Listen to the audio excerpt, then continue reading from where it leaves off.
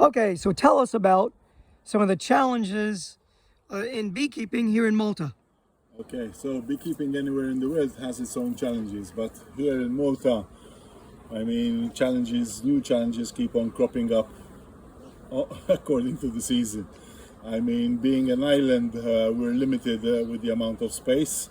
There's a lot of construction going on and new development, so the positioning of hives away from residences and people activity, yeah, is always a problem, and the problem to find land which is suitable for beekeeping is always on the top of the list. We also have then birds which migrate from Europe to North Africa twice a year and vice versa.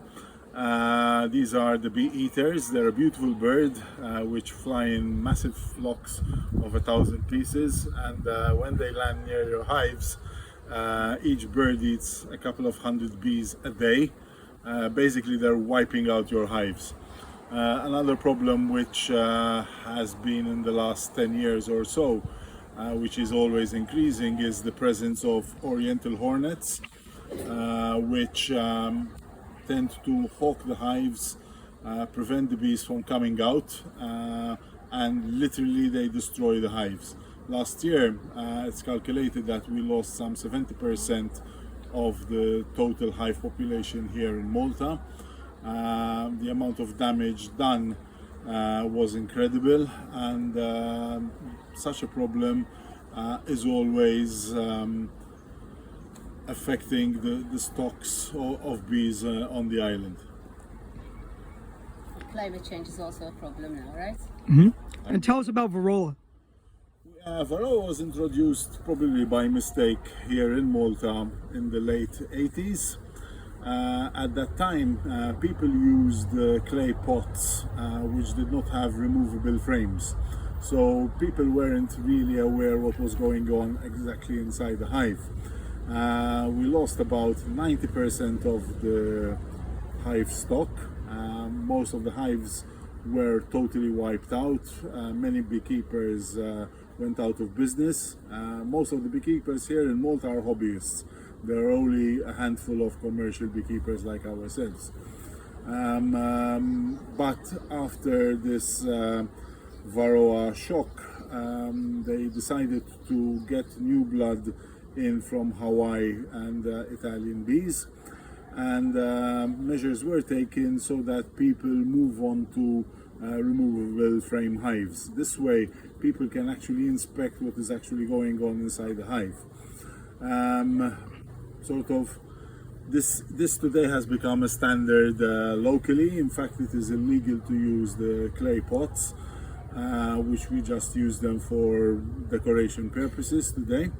Most of our hives, we use the open floor mash floors, and for treatment many of the people still tend to use the Varroa strips.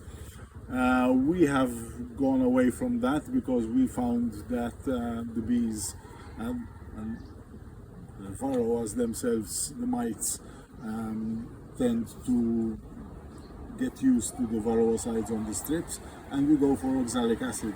We drench the hives 2-3 times a year. We do multiple treatments. We found that to be very effective. Sometimes when we find a swarm, for example, we shock it to make sure that we can be able to reduce the amount of Varroas in the hive. Varroa is pretty much controlled. The local bee, the Apis mellifera rutneri, has a pretty good hive hygiene, and they tend to do cleaning of cells with Varroa, especially in highly infested hives. So, although the Varroa is present, it is and it is quite a problem, it is controlled. However, you have to be very careful that you are able to control your amount of Varroa in your hive because of the stress factor that it gives the bees. Especially when we have hornets towards August, September, October. and the bees are not able to go out. I mean, the varroas, because of the stresses and the viruses, tend to raise their head and further stress the colonies themselves. So we try to ensure that we give them a treatment now, especially we are in the middle of July. We've just finished harvesting the summer honey. We are careful that we treat the colonies so that we get them prepared for the next increase in varroas inside the colonies themselves. Great. One last question. What advice would you give to a beginning beekeeper? If in Malta, run away. No, I mean, beekeeping is a fantastic hobby. For us, it is our bread and butter. Start small, start with good equipment. Learn as much as you can. Learn as much as you can from people who have the experience, and invest wisely. I mean, you see a lot of gadgets today on the internet. Some are really gimmicks. It's important that you get yourself well equipped and have good bee stock, which would allow you to increase your colonies, have strong colonies in professional way. I mean, having just catching a couple of swarms and hoping that they stay in boxes made of shit material, you know, or something like that is not the way to start beekeeping. Beekeeping costs money, but the returns are good. I mean, if you give good stuff to the bees pay you back well. And stay humble. And stay humble. Never think you know everything, because you never do.